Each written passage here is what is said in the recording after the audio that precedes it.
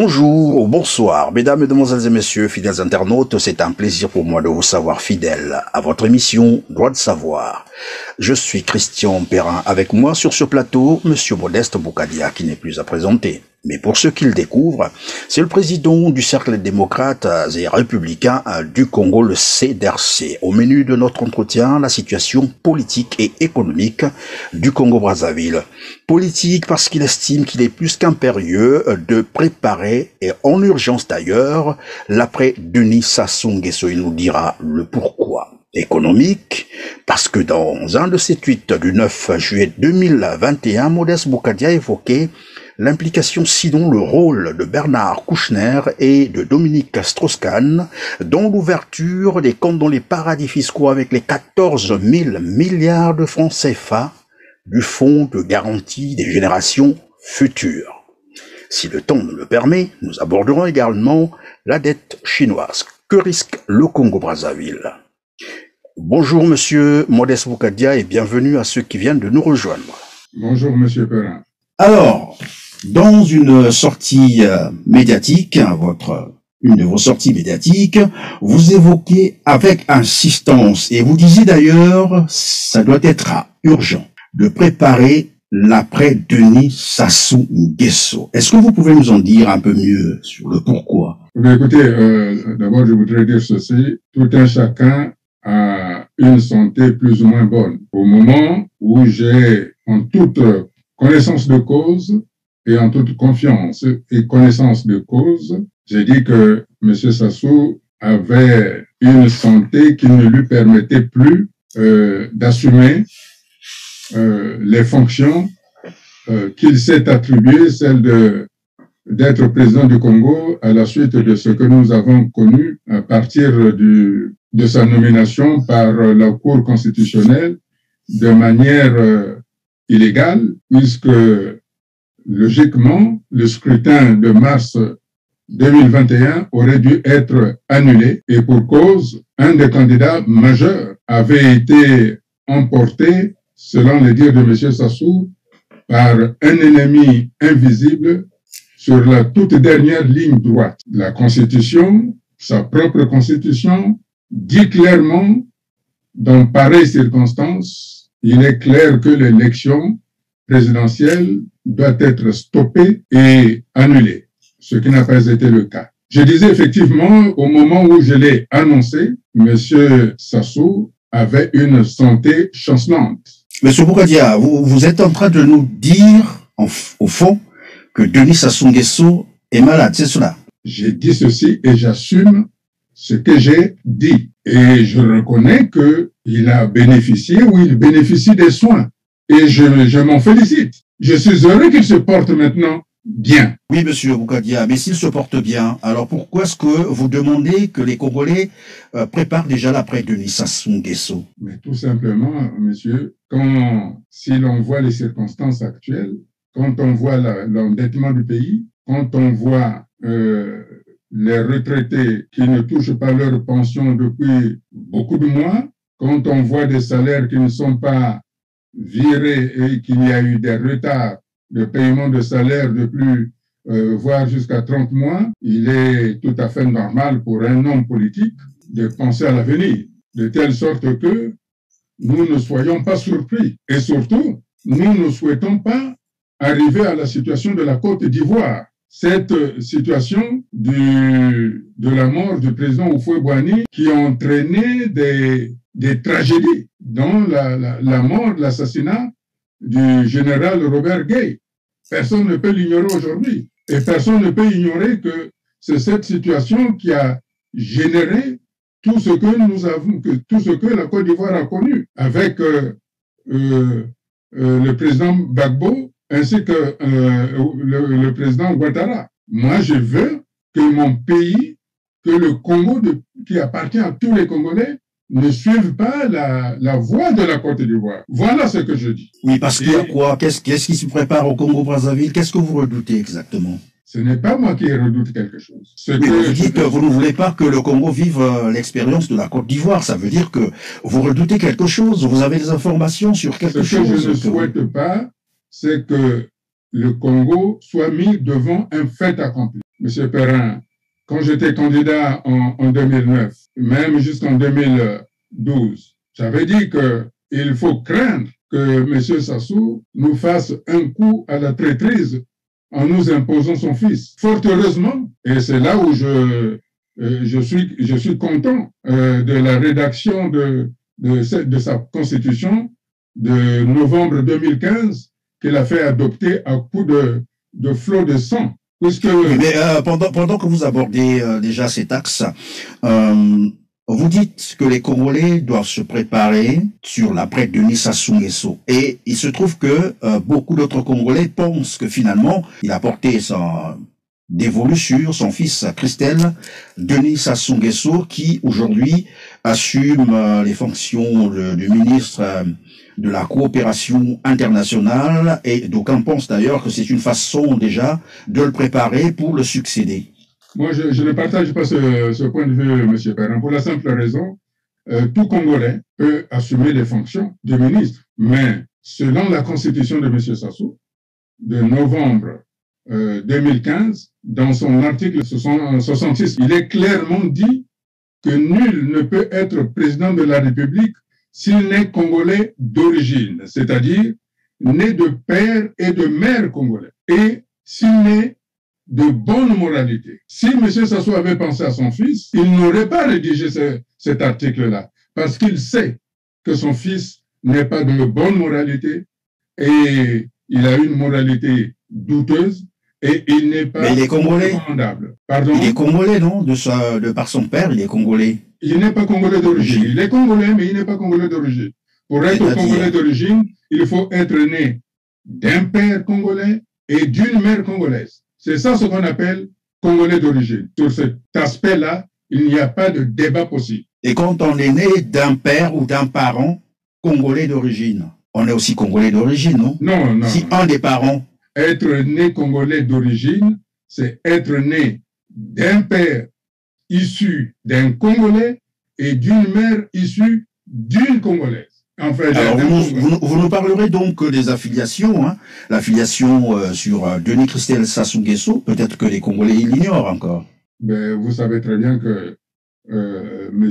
Denis Christelle, Denis Sassou Nguesso est né de mère étrangère. Il ne faut pas qu'on dise parce que les Congolais d'en face se sont appelés Congolais qu'automatiquement on le juxtapose à la République du Congo.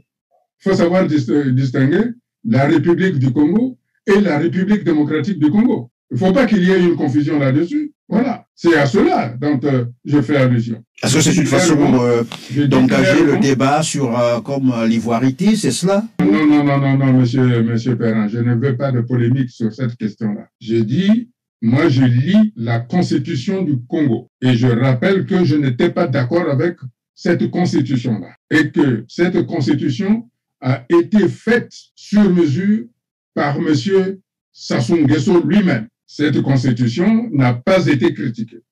L'ensemble de la classe politique, l'ensemble des organisations sociales, patronales, tout ce que l'on veut, que l'on peut citer au niveau du Congo, n'ont eu à ne rien dire sur cette constitution-là. Ça veut dire que aujourd'hui, on ne peut plus débattre sur l'interprétation d'un article. Le temps de l'interprétation est dépassé. On prend la chose telle qu'elle est. Doit être président du Congo quelqu'un qui est né d'un père et d'une mère dont les parents sont d'origine, c'est-à-dire congolais de la République du Congo, pas de la République démocratique du Congo. Donc, si M. Christelle Sassou veut devenir président, je le lui souhaite. C'est en République démocratique du Congo. Ça, c'est aussi clair. Ça, c'est une question, en tout cas, à notre point de vue, qui ne sera pas négociable, qui sinon, s'entraînera des conséquences fort fâcheuses. Alors, toujours dans l'après Denis Sassou Nguesso, puisque vous insistiez d'ailleurs, et que cela a été urgent de préparer l'après Denis Sassou Nguesso, vous disiez d'ailleurs que le Congo va entrer, sinon entre dans une zone de turbulence. Quand il y a eu des problèmes au Congo entre M.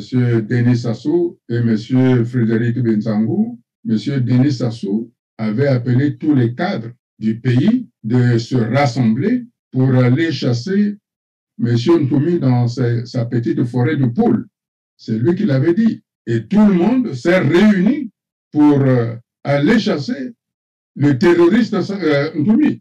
Aujourd'hui, moi j'appelle tous les Congolais dans leur diversité, du nord, du sud, du centre, de l'est, de se réunir, de s'associer avec moi pour que la transition au Congo soit une transition, soit une succession démocratique. Nous ne voulons pas des errements qui pourraient conduire à une dislocation du Congo. Vous pensez à quoi exactement? Les errements qui vont conduire le Congo à la dislocation, vous pensez à quoi déjà? Vous savez ce qui est arrivé en Côte d'Ivoire? Rappelez-nous. La Côte d'Ivoire a été disloquée, déchiquetée, et on a envoyé des gens qui avaient fait moins, à la TPI, au TPI, pardon. Et aujourd'hui, au Congo, nous pouvons connaître ce genre de choses-là. Imaginez que la succession se fasse très mal. Vous ne voyez pas que des choses graves pourraient arriver à ceux qui se seraient opposés à telle succession? Monsieur Bougadia, nous sommes face à nos téléspectateurs qui sont de toutes les couches sociales. Est-ce que vous pouvez être un peu beaucoup plus précis? Lorsque vous dites une succession qui se passe très mal, voilà pourquoi moi je vous pose des questions de savoir à quoi pensez-vous? Comment par exemple? Qu'est-ce que vous appelez par une succession qui se passerait très mal? Je dis clairement, de manière tranquille, si M. Sassou nous impose son fils, il est à craindre que des événements tragiques, dramatiques pourraient arriver. Vous savez très bien que même dans le clan, dans le cas de M. Sassou, personne ne veut de cette succession-là. Que ferait M. Christelle Denis Sassou Nguesso s'il arrivait que son père l'imposât comme étant son successeur? La première des choses qu'il va faire, c'est de régler les comptes à ceux qui n'étaient pas d'accord avec lui. Et en particulier, tous ceux du bord du PCT. On a entendu dire que du côté de M. Jean-Dominique Okemba, il n'était pas d'accord. On a entendu dire que M. Bouya n'était pas d'accord. Ainsi qu'un certain nombre de personnalités politiques proches de M. Sassou Nguesso. Et parce que ces gens-là... Quelle serait la première réaction de M. Christelle Denis Sassou Nguesso pour avoir la paix? Et parce que les Bouya, Dominique, Gédéo, comme vous l'appelez, Jean-Dominique Okemba, ont tous les droits sur le Congo pour décider qui doit être président, qui ne peut pas l'être. Non, la question n'est pas là. La question qui se pose aujourd'hui, et ils sont dans la même lignée que moi, que doit être président de la République du Congo quelqu'un né d'un père et d'une mère, c'est-à-dire qui est congolais d'origine de la République du Congo. C'est tout ce qu'il pose comme condition, qui est légitime, des conditions inscrites dans la Constitution du Congo. Mais je comprends aussi que l'angoisse de M. Sassou, pourquoi il veut imposer son fils. Vous pouvez nous expliquer? Mais nous rassurons, nous sommes des Africains, nous sommes Congolais, nous sommes capables de nous asseoir et de laver le linge sale en famille. J'ai toujours dit qu'aujourd'hui, il nous faut arriver vers une transition apaisée, que les problèmes juridictionnels, ça regarde la justice, ça ne regarde pas les hommes politiques. Aujourd'hui, vu la situation du Congo, je crois qu'il est temps que les hommes politiques s'asseyent autour d'un dialogue international qu'on appelle une conférence internationale pour qu'on règle une fois pour toutes ce qui divise les Congolais. Et que M. Sassou cesse d'avoir peur. Oui, mais M. Bougadia, lorsque vous parlez s'asseoir avec ce pouvoir, sinon ce régime, vous pensez que cette fois-ci, ils vont entendre raison parce que longtemps, ça fait quand même bientôt 40 ans, quand on revient là-dessus, dialogue sur dialogue, conférence sur conférence, ce régime n'a jamais entendu raison et maintenant vous croyez qu'ils vont vous écouter? Ça m'est complètement égal qu'ils m'écoutent, qu'ils ne m'écoutent pas. Moi, j'ai à cœur le sort des Congolais. Vous savez, la question qui a été posée, qui a été soulevée par le général Nyangambouala sur l'avenir de Mboshi. Vous savez, au nord là-bas, tous ceux qui sont du sud, ce sont les Congos. Ce sont les Bas-Congos. Quand vous êtes au nord, quand vous entendez, ils disent qu'au sud là-bas, il n'y a que les Bas-Congos. Et au sud, tous ceux qui sont au nord, ce sont les Mboshi. Hein? La population ne distingue pas Kouyou, Mbeti, ainsi de suite. Makwa, ils ne distinguent pas ça, ils disent que ce sont des mouches. Imaginons aujourd'hui que la succession ne se passe pas correctement. Les bourreaux et les victimes sont ensemble. Les bourreaux ont les armes, les victimes ont des armes. Vous voyez ce que ça va faire? C'est pour ça que je pense que moi, je m'adresse aux Congolais. Je ne m'adresse pas à M. Sassou Nguesso, puisque c'est lui qui nous a créé cette affaire-là. Tout ce que je lui demande, si tant est, puisque c'est lui-même qui l'avait dit, puisqu'il a appelé à la réconciliation internordiste. Mais cette réconciliation internordiste, il a mis nos compatriotes du Nord dans une situation difficile. C'est pour ça que moi je pense, et c'est ce que je propose, chacun doit entendre raison. Les intellectuels du Nord doivent entendre raison. Des gens qui sont allés à l'école, ils doivent dépasser la culture. C'est pour ça que je pense qu'aujourd'hui, nous devons saisir l'opportunité qui nous est offerte du fait que M. Sassou est affaibli physiquement, moralement, mentalement, psychiquement. Il est temps que les compatriotes du Nord entendent ma voix. Vous savez, il y a quelque temps, nous avons fêté, je ne sais pas quand, le 30e anniversaire, je ne sais pas, de la Conférence nationale souveraine. Donc aujourd'hui, à cette époque, les événements qui avaient conduit à la Conférence nationale souveraine étaient moindres. Or aujourd'hui, à l'issue de la Conférence nationale souveraine, qui devait nous ouvrir des horizons nouveaux, qui devait nous ouvrir un bien-être incroyable, a volé en éclats. Oh oui, je reconnais que après la Conférence nationale souveraine, tous les pouvoirs qui sont passés ont failli. Le président Lissouba a failli, le président Bernard Kolela a failli, M. Sassou a failli, le pouvoir... Ils ont failli, quand vous parlez de Pascal Lissouba et de Bernard Bakana Kolela qui ont failli, ils ont failli en faisant quoi? Ils n'ont pas saisi les acquis de la conférence pour mettre en place ce Congo dont nous avions tous rêvé. Après, c'est vrai, des tumultueux débats ou des insultes. Voilà. Donc, ça nous a entraîné à des conflits irréalistes. Mais chacun de nous est responsable. Je crois que le moment est venu de se tenir la main et de regarder devant. Et je profite de cette situation-là pour... Je vous en prie. Puisque on dit souvent que j'ai travaillé pour M. Sassou Nguesso. Non.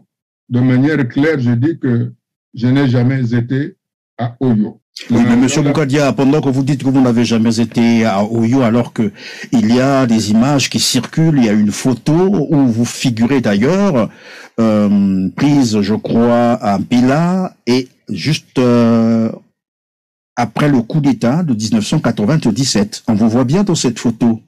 Je dis bien que je n'ai jamais été à Oyo. Ça, c'est une chose qui est vérifiable. La seule contrée que je connaisse après la Léfini, c'est Ngo, où j'avais été dans le cadre de la campagne électorale de 2009. Et comment vous vous retrouvez dans cette photo? Il est clair que à l'issue du coup d'État de M. Sassou, il y a eu des consultations. Je n'ai pas dit, je n'ai jamais nié que je n'ai jamais rencontré M. Sassou. J'ai dit que je n'ai jamais travaillé avec M. Sassou. Il y a une différence. Quand il y a eu des problèmes du coup d'État de 1997, M. Sassou a reçu tout le monde. J'ai été reçu.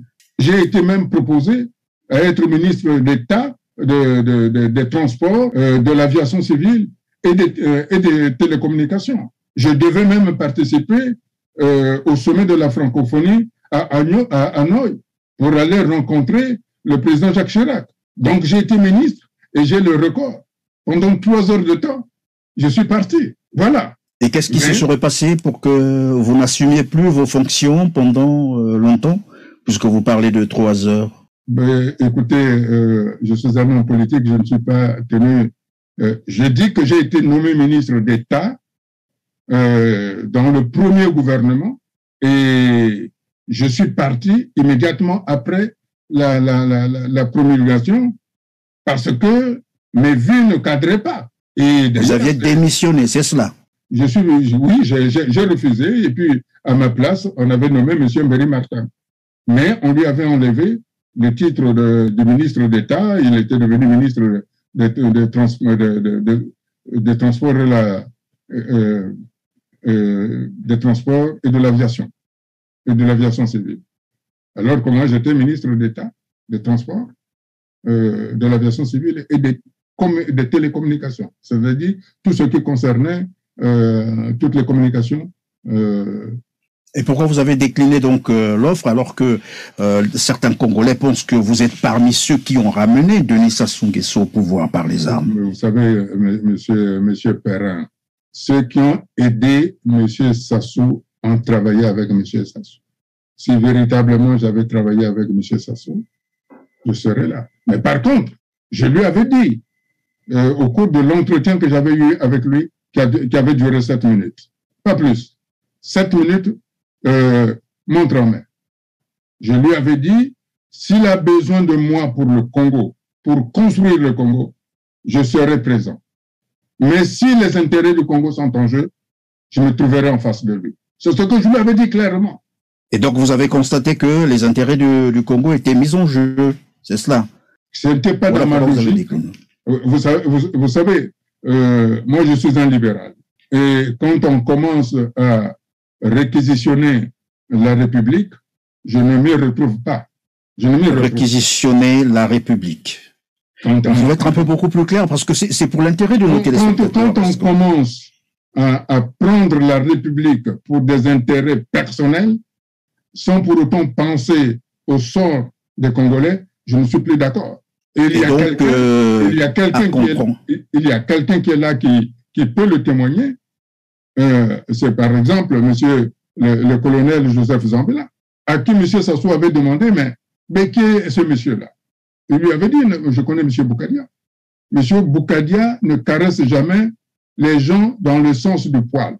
S'il vous parle comme ça, il veut que vous réussissiez à créer des entreprises au Congo. Voilà. Moi, Monsieur Boukadia. Ma politique a toujours été celle de construire les entreprises au Congo. Monsieur Boukadia, vous êtes un homme politique et le courage d'un homme politique, c'est aussi l'honnêteté. Est-ce que vous pouvez nous dire exactement, sinon nous rappeler, lesquels ont préparé le retour de Denis Sassou Nguesso par les armes? Pouvez-vous nous le dire et citer leurs noms? Écoutez, pourquoi voulez-vous que je vous cite les noms? Je ne les connais pas. Vous ne les connaissez pas? Non, je ne les connais pas. Ce qui est sûr, ce qui est quand même aberrant, c'est que ceux qui étaient dans le pouvoir de président de Souba, au-delà du fait qu'il fallait apaiser le pays, se sont vite retrouvés au service de M. Sassou. Ceux-là, lesquels? Voilà. C'est ça ma question. Vous les connaissez, M. Perrin. Nos téléspectateurs peut-être ne le savent pas. Les téléspectateurs les connaissent aussi bien, M.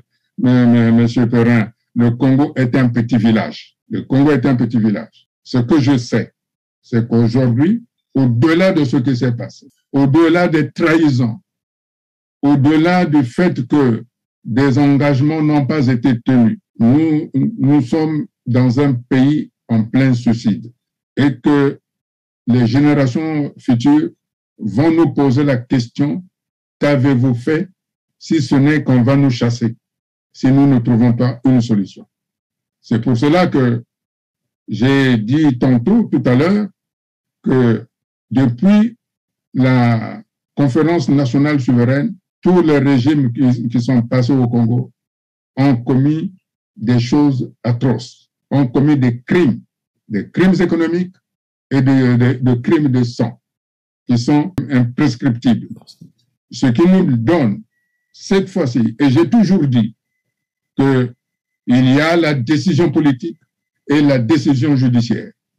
L'homme politique ne doit pas se substituer au juge. L'homme politique doit poser des solutions politiques. Et moi, je pose la question de la solution politique qui consiste à nous asseoir et à trouver des solutions pour l'avenir du Congo. Et cette solution-là, dans l'immédiateté, et par rapport à ce qui s'est passé en mars dernier, c'est d'aller vers une transition politique apaisée. Une transition politique apaisée sans Sassou Nguesso, c'est cela? Ça, c'est aux participants au dialogue international, à la conférence internationale, qui doit trancher cette question. Moi, tel que je suis là, je ne peux pas trancher sur cette question parce qu'il s'agit d'une question de la souveraineté nationale. Et la souveraineté nationale est représentée par l'ensemble des responsables politiques et des organisations syndicales, sans oublier les représentants des forces armées souveraines.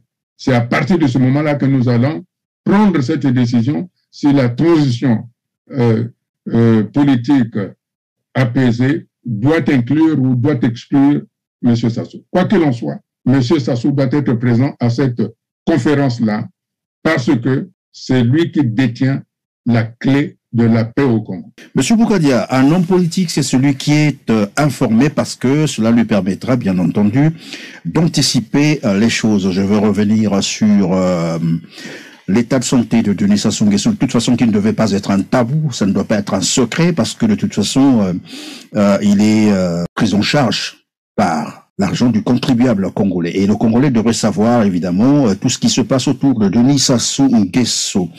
Dernièrement, il a fait un déplacement vers Pointe-Noire. Et la chose curieuse, c'est que Denis Sassou Nguesso, qui a coutume de prendre un bain de foule, qui aime bien le public, cette fois-ci a effectué son déplacement incognito, mais vraiment dans toute la discrétion. Je ne sais pas si les images ont filtré, mais jusqu'à maintenant là, on n'en voit pas. Est-ce que cette attitude vient corroborer ceux qui pensent qu'il est sous oxygène et suivi par 3 médecins cubains, que sa santé est vraiment détériorée? Écoutez, au moment où je l'avais dit, effectivement, mais c'est normal. Hein, c'est normal, vous savez, quand vous avez une insuffisance respiratoire ou cardiaque ou rénale, on peut vous mettre sous l'oxygénation, oui. C'est ce que j'avais dit dans un communiqué officiel. Pourquoi est-il parti incognito? Vous savez, la discrétion fait aussi partie de la vie de quelqu'un. Il a voulu être discret. Oui, mais ce n'est vraiment pas son habitude. Hein. On a connu Denis Sassou Nguesso bientôt 40 ans. Ce n'est pas dans son habitude que cette fois-ci, il ne pouvait pas le faire. Ne me faites pas dire que non. Je ne peux pas extrapoler. Pour une fois, il a peut-être été modeste de ne pas faire déshydrater les Congolais sous un soleil ardent, de ne pas déshydrater les mamans, les élèves, les écoliers avec des drapelés. Et puis, voilà, ça arrive qu'à un moment donné, quelqu'un devienne humain, même un dictateur. Monsieur Bougadia, on va aborder le second volet qui porte sur l'économie. Alors ici, je disais d'emblée dans votre tweet du 9 juillet 2021, vous affirmiez que Bernard Kouchner et Dominique Strauss-Kahn ont joué un rôle dans l'ouverture des comptes dans les paradis fiscaux avec les 14 000 milliards de francs CFA du Fonds de garantie des générations futures. Est-ce que vous pouvez nous en parler? Déjà, je voudrais faire un rectificatif, si vous le permettez, M. Perrin. Je vous en prie. J'ai dit quel rôle ont joué M. Dominique Strauss-Kahn et M. Bernard Kouchner. Alors, une question, vous vous posez donc la question. Je posais la question. Maintenant. Nous savons que dans la communication, lorsqu'on pose une question, c'est supposé aussi savoir la réponse. On ne pose pas une question sans une moindre idée sur la réponse. Non. Je pense que c'est au parquet financier de la France de se poser la question que font les 2 anciens ministres de la République française qui ont élu domicile à Oyo. Et aussi curieux que cela puisse paraître, les 2 sont plus ou moins des conseillers directs de M. Sassou. Et on s'est rendu compte dans certains dossiers, notamment le dossier dont vous faites allusion, celui de l'argent des générations futures, les 14 000 milliards, sont apparus au cours d'une discussion entre M. Sassou et le président chinois. Et le président chinois n'a pas voulu restructurer la dette du Congo, arguant qu'il y avait suffisamment d'argent au Congo, notamment les 14 000 milliards dans les paradis fiscaux. C'est pour ça que je m'interrogeais à haute voix, que font M. Dominique Strauss-Kahn et M. Bernard Kouchner, qui ont élu domicile à Oyo? Ont-ils aidé M. Bouya et compagnie à ouvrir des comptes offshore? C'est une question. Ça, c'est le parquet financier français. Ça veut dire que s'ils ont ouvert des comptes dans les paradis fiscaux... Au moment où nous sommes en train de tenir notre émission, vous nous dites que monsieur Dominique Strauss-Kahn et Bernard Kouchner sont à Oyo. Non, au moment où il avait été fait ce tweet, ils étaient à Oyo. Je ne sais pas s'ils sont encore là-bas. Mais ce qui est vrai, c'est que c'est devenu presque... Oui, ils ont des maisons secondaires là-bas, on peut le dire, avec certitude.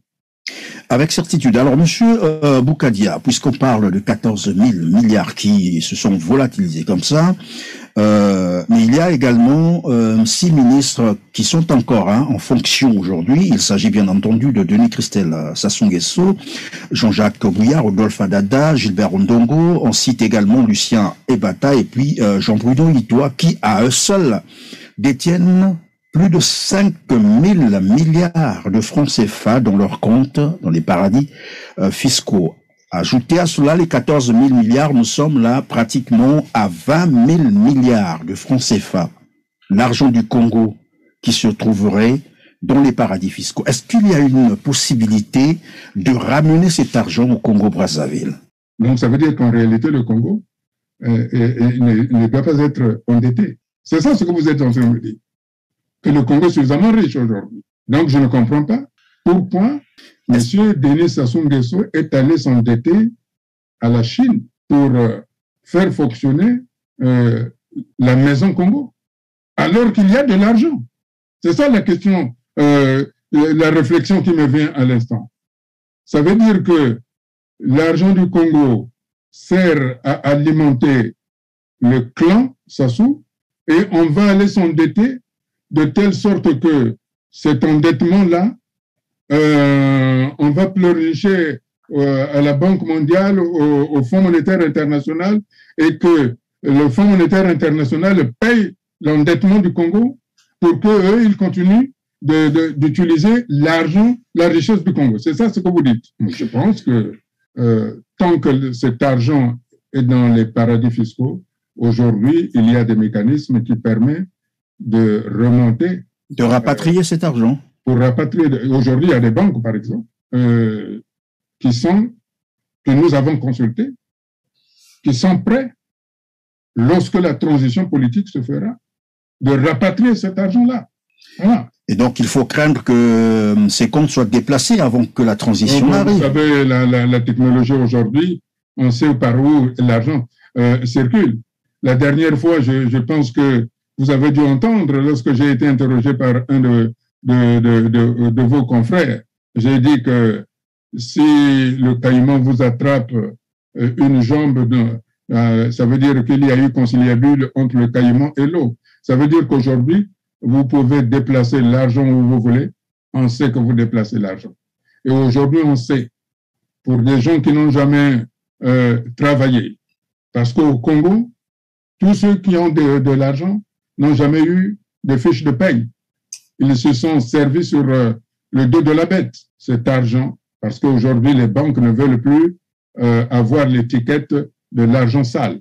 Cet argent est pisté et on sait comment le rapatrier. Et c'est pour ça que je crois la question de fond aujourd'hui qui se pose, puisque la souffrance de ceux qui ont travaillé au Congo, la souffrance des vrais fonctionnaires qu'on n'arrive pas à payer est due à l'endettement immoral, immonde du régime de M. Sassou. Et c'est là aujourd'hui le fond du problème. Il nous faut trouver des solutions contre la détresse de nos aînés qui ont déjà travaillé, qui ont déjà cotisé pour leur retraite. En ce qui me concerne en tout cas, j'ai pris des contacts avec mes partenaires pour les retraités, le moment venu, lorsque la transition politique apaisée sera-là, nous allons négocier avec les syndicats pour apurer cette dette des pensions de retraite, ainsi que les salaires. Mais pour les salaires, nous devons passer d'abord à faire un recensement réel de fonctionnaires. Quoi qu'il en soit, le vrai débat aujourd'hui qui se pose, c'est ce sont nos compatriotes qui sont à l'étranger, qui sont une force extraordinaire.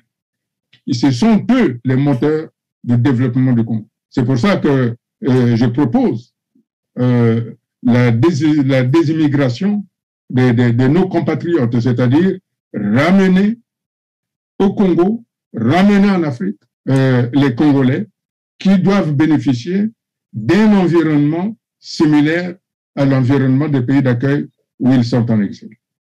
Parce que ce sont eux qui vont donc remettre en place le mouvement du développement, du décollage économique. Monsieur Boukadia, ça reste encore un projet puisque nous ne sommes pas encore arrivés à la transition.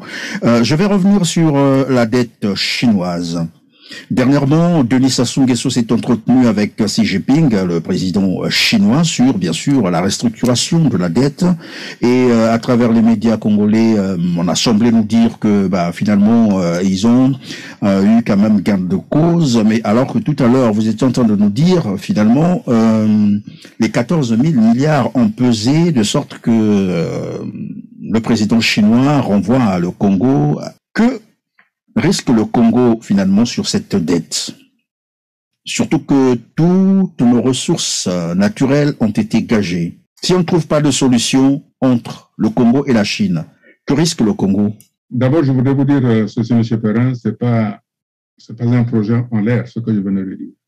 Non, je n'ai pas dit que c'est un projet en l'air. J'ai dit ça reste encore un projet puisque nous ne sommes pas encore arrivés à la transition. Et probablement que ça sera à l'immédiat, là. Peut-être qu'elle est imminente. Vous nous le direz. Il faut poser les questions dès maintenant.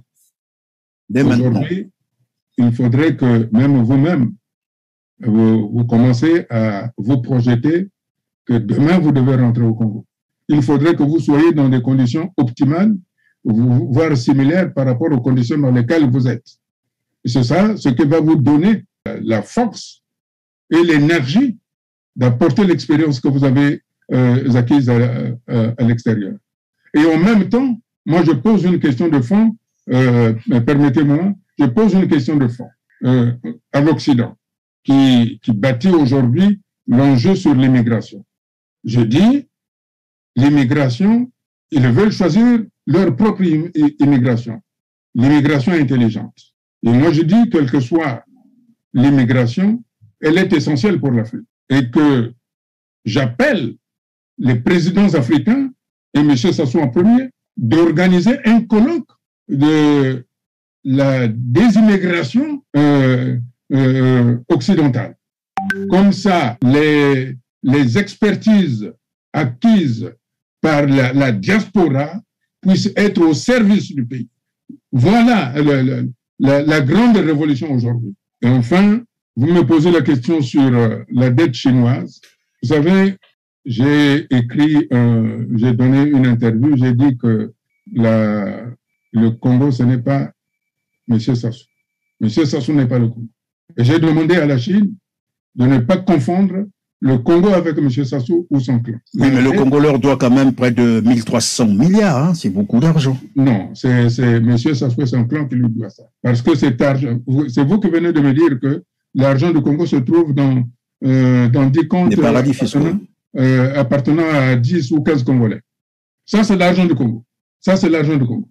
Mais l'argent qu'ils sont allés chercher en Chine là-bas, ce n'est pas l'argent du Congo. C'est l'argent de M. Sassou et de son clan. Et sur cette question-là, il est difficile de trouver un terrain d'entente. Sauf si au cours du dialogue international, c'est-à-dire de la conférence internationale, donc ce qui veut dire que la Chine doit être partie prenante si elle veut retrouver ses petits à cette conférence internationale. Parce qu'il nous faut faire l'audit de cette dette-là, si elle est véritablement réelle ou si c'est une dette fictive, c'est ça. Et par ailleurs, je souligne, je voudrais attirer l'attention de M. Sassou. Aucun surendetté ne s'est jamais sorti de l'endettement par un nouvel endettement. Ça n'existe nulle part. L'endettement d'un surendetté finit toujours par être effacé. C'est pour ça que je dis le problème de la dette vis-à-vis de la Chine doit regarder tous les Congolais pour que, au moment de la conférence internationale, nous demandons l'audit de cette dette et que nous voyons à partir de l'audit si effectivement les Congolais doivent la rembourser ou doivent faire appel à l'OMC, puisque la Chine est membre de l'OMC, pour que cette dette-là soit par perte et profit par rapport aux nouveaux engagements que le nouveau pouvoir pourra signer avec la Chine. Je ne suis pas contre la Chine, bien au contraire, mais nous devons être transparents sur cette question de l'endettement. D'autant plus que, vous savez, il y a des gens qui ont dit que non, ce qui est arrivé dans les pays de l'Europe, de certains pays de l'Europe de l'Est ne peut pas arriver. Mais quand vous achetez une maison que vous ne pouvez plus payer, qu'est-ce qu'on fait? Ben, on vous saisit la maison. Est-ce qu'il faut craindre que la Chine puisse saisir le Congo un jour pour se faire rembourser sa dette? Vous savez, l'ambition de la Chine aujourd'hui a été, fort heureusement, les populations de Kakamweka et ont dit non. Ils ont voulu mettre main basse sur le domaine de Sonda, le domaine où les pères fondateurs voulaient construire un barrage mythique. Mais les intérêts par rapport à la dette, la Chine a demandé à Sassou de lui donner cette zone-là, ainsi qu'une bonne partie du port de Pointe-Noire. Ce dont je ne suis pas d'accord. C'est d'ailleurs ce qui fait que M. Sassou soit en bisbille avec Total et avec Bolloré. C'est pour ça que ceux qui hier lui avaient donné la possibilité d'accéder au pouvoir au Congo, aujourd'hui, ils leur tournent le dos. Il y a une façon quand même de mettre, il y a une certaine manière, une certaine tenue. On ne met pas un couteau dans le dos de quelqu'un qui vous a aidé. Alors, Monsieur Boukadia, on va terminer probablement par là. Le Congo venait de perdre un de ses fils, pas les moindres, un candidat quand même à la présidentielle de mars dernier, en la personne de Guy Brice Parfait Kolela, qui jusqu'aujourd'hui finalement des examens sont en train d'être menés pour comprendre ce qui est arrivé, la cause de son décès. Mais jusque-là, ça tarde tout de même. Et vous êtes au niveau de la France, vous êtes un homme politique, une personnalité politique du Congo-Brazzaville. Probablement que vous avez quelques informations sur cette situation. Vous savez, un membre de famille a le droit de hausser le ton vis-à-vis d'un membre de la famille. Mais il est inadmissible que quelqu'un qui ne soit pas de la famille puisse hausser le ton jusqu'à ce que l'on perde quelqu'un. Aujourd'hui, vous savez, ce qui est dramatique, c'est que on a inculqué aux Congolais un poison qui est le tribalisme. C'est le tribalisme qui a emporté M. Guy Brice Parfait Kolela. Parce que dans toute procédure, on voit les dernières personnes que cette personne a vues et surtout avec lesquelles il était plus ou moins en mésentente. Tout le monde a suivi la sortie tonitruante, menaçante de M. Firmin Ayessa, qui avait dit clairement « Je veux vous faire boire de l'eau par les narines, par le nez ». Ça s'appelle une menace non voilée à la menace de mort. C'est ça. Et aussi curieusement, M. Sassou lui-même, devant un partenaire de chef d'État au moment où il a prêté son serment, je ne sais pas pourquoi, a déclaré, je cite, c'est du français, c'est du français. Guy Brice Parfait Kolela a été emporté par un ennemi invisible sur la toute dernière ligne droite. Je rappelle qu'au moment des faits, la COVID-19 n'était plus un ennemi invisible. Je rappelle aussi, jusqu'à aujourd'hui, tous ceux qui meurent de la COVID-19 ne sont pas sujets, ne sont pas candidats à des autopsies. Or, le cas de M. Parfait Kolela, dont on dit qu'il est mort de la COVID, tous ceux qui l'ont entouré, jusqu'à sa femme, personne n'a été déclaré, n'a été testé positif, où nous en sommes. J'ai appris dernièrement que une des sœurs de M. Parfait Kolela a porté plainte devant le procureur de la République et à partir de là, lorsque le procureur de la République va donner son point de vue, à ce moment-là, on pourra voir ce qu'il faut faire. Mais une chose est sûre, c'est que M. Sassou a eu tort de ne pas ouvrir, de ne pas demander à son procureur là-bas d'ouvrir une enquête judiciaire dès lors où M. Guy Brice Parfait Kolela est décédé à la suite des menaces de M. Firmin Ayessa. Tout ceci parce qu'il y a eu cette maladie du tribalisme. C'est cette maladie du tribalisme qui a causé la mort de M. Guy Brice Parfait Kolela. C'est pour ça que j'invite tous les Congolais à se dépasser, de ne pas tomber dans le piège dans lequel le PCT de M. Sassou et son clan nous a plongé, celui du tribalisme. Nous avons été capables, avant la conférence nationale souveraine, de nous unir pour mettre fin à la République populaire du Congo. Aujourd'hui, ce sont les mêmes Congolais. Nous sommes aussi en mesure de nous unir pour éviter une catastrophe, pour éviter une succession qui entraînerait des drames dont on ignore les conséquences aujourd'hui. Mais que les gens disent que je ne savais pas, je suis en train de le dire aujourd'hui. Le tribalisme risque de nous emporter si nous ne sommes pas capables de nous réunir. J'appelle donc les partis politiques, les syndicats des étudiants, des travailleurs. J'appelle les forces armées à se ressaisir et à sauver la République. C'est dans l'union que nous pouvons sauver cette République-là. Ne laissons pas à M. Sassou de nous amener vers le chaos. Et à M. Sassou lui-même, je souhaiterais lui dire, non seulement je suis content qu'il soit en très bonne santé, mais avant qu'il ne parte, il serait de bon temps qu'il laisse quelque chose de merveilleux à la postérité, c'est-à-dire qu'il appelle les Congolais à s'asseoir et à tracer le Congo de demain. Voilà, c'est la fin de cette émission. Merci Monsieur Modeste Moukadia de nous avoir éclairé sur un certain nombre de sujets. Nous reviendrons vers vous et vous serez toujours bienvenus sur notre plateau. Quant à vous, chers téléspectateurs, merci de vous avoir compté une fois de plus parmi nous. Et restez toujours branchés sur votre canal d'information Téler TV. Moi, je vous retrouve très prochainement. Merci.